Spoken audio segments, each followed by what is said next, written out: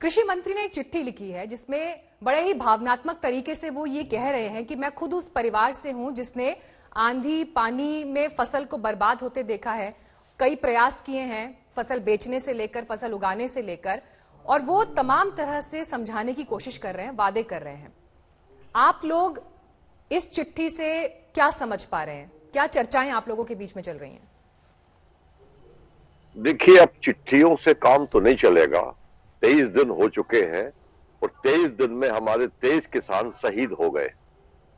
पारा 3 और 4 डिग्री के बीच में किसान पड़ा हुआ है। सरकार को अविलंब वार्ता बुलाना चाहिए। चर्चाएं हमारी 6 राउंड हो चुकी हैं, वही चर्चाओं के आसपास चिट्ठी का प्रारूप भी है। तो चिट्ठी से काम नहीं चलने वाला है। सरकार का प्रयास है, अच्छा है, करना चाहिए प्रयास, चिट्ठी भी लिखना चाहिए, परंतु सरकार गंभीरता से वार्ता बुलाए।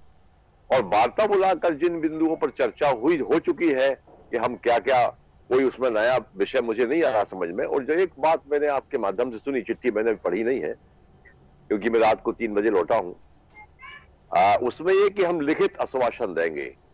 तो मुझे 50 वर्ष हो गए हैं और 20 बार मुझे लिखित आश्वासन मिला है सरकार की ओर से, परंतु वो आश्वासन लिखित ही रहता है, उसका कोई आदेश जारी होता नहीं है। तो अब ये जो हम जो अनुभवी लोग हैं, ये लिखित और आश्वासन इससे बहुत ऊब चुके हैं। अब तो सरकार को आदेश जारी करना होगा। अब सहमति जहां बन जाए सरकार और किसानों के बीच में, हमारी कमेटी के बीच में जो सहमति बन जाएगी, परंतु सरकार को इसका निराकरण शीघ्र निकालना चाहिए। ये इस प्रकार के कि मोदी जी पूरे देश में कह रहे हैं। जब एक बात हम बड़ी उनसे प्रार्थना करते हैं मोदी जी से भी कि जब हमको एक कानून नहीं चाहिए तो आप जबरिया क्यों देना चाहते हैं? अब ये कांग्रेस और विपक्ष। कृष्णवीर जी, मैं आपको भी चर्चा में लाना चाहती हूँ। देखिए, जिस बात का जिक्र कक्का जी कह रहे हैं, वो ये कह रहे हैं जो गिफ्ट हमें चाहिए नहीं वो हमें क्यों दिया जा रहा है? क्या यही सेंटिमेंट है किसानों के बीच? देखिए कक्का जी जो कह रहे हैं, मैंने उनको बहुत तरीके से सुना, एक एक शब्द मैं सुन रहा था, क्योंकि बहुत पुराने समय से कक्का जी भी जो है मध्य प्रदेश में किसानों के बीच में काम करते रहे हैं। दिक्कत ये है कि जो एमएसपी की जो व्यवस्थाएं हैं वो सिर्फ 8% किसानों को मिली है। कल ही हमने किनौनी गांव में, जहां शुगर मिल का सबसे वो क्षेत्र, कल पंचायत में मैं भी था, हम इसीलिए गए थे। हमारा ये मानना है कि अगर किसी चीज के विकल्प ज्यादा होते हैं, हो सकता है मैं गलत कह रहा हूं, अगर ये सब है, विकल्प अगर ज्यादा होते हैं तो उसका लाभ उत्पादन करने वाले व्यक्ति को निश्चित रूप से मिलता है, चाहे वो छोटा उत्पादन करने वाला है या बड़ा उत्पादन करने वाला है। एक शब्द है इंटरनेशनल बाजार का, डिमांड एंड सप्लाई। तो अगर हम ये देखना चाहते हैं कि जो व्यवस्था आज तक चल रही थी तो उसमें तो फिर कर्जे में दब रहे थे, कर्जे में मर रहे थे। कक्का जी अच्छी तरह देखते हैं, सब चीजों को समझते हैं। तो अगर हम डॉक्टर स्वामीनाथन कमीशन की बात पर जाएं, क्योंकि मुझे भी उसमें 2006 की रिपोर्ट से पहले बुलाया गया था 2005 में, मैं और महेंद्र सिंह टिकैत जी भी थे।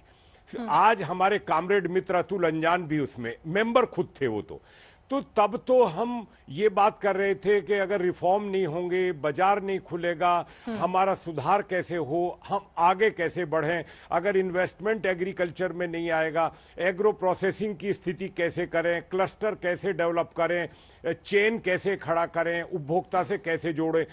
जब तो हम कमीशन में ये सब बात कर रहे थे, जिसमें क्योंकि करा है ना हम लोगों ने काम उसमें, इसीलिए वो रिपोर्ट 2006 से 14 तक रद्दी की टोकरी में पड़ी रही। इस तरीके की बात तो उस रिपोर्ट पर है। अब आते हैं हम दाम पर। दाम 8% को मिलता है, 92% की दुर्गति इस देश में हुई है। अगर उसको विकल्प दे दे सरकार, मेरा तो बहुत नम्र निवेदन रहा है।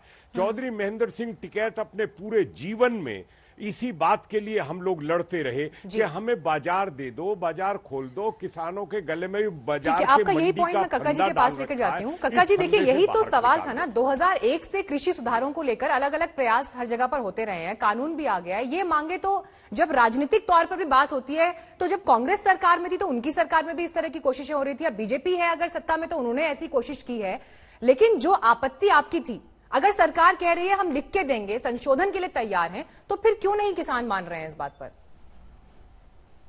देखिए आज, और इस पर मैं सुप्रीम कोर्ट की बात भी जोड़ देती हूं, क्योंकि सुप्रीम कोर्ट भी तो ये कह रहा है ना कि कमेटी बनाइए और बात करिए।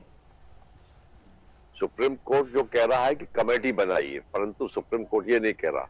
आज सबसे बड़ा संकट हमारे सामने खड़ा है विश्वास का, कि हम विश्वास किस पे करें। बारी बारी से कांग्रेस हो, भाजपा हो, जो भी सरकारें आती रही हो, सभी ने हमारे साथ छल किया, ठगी की है।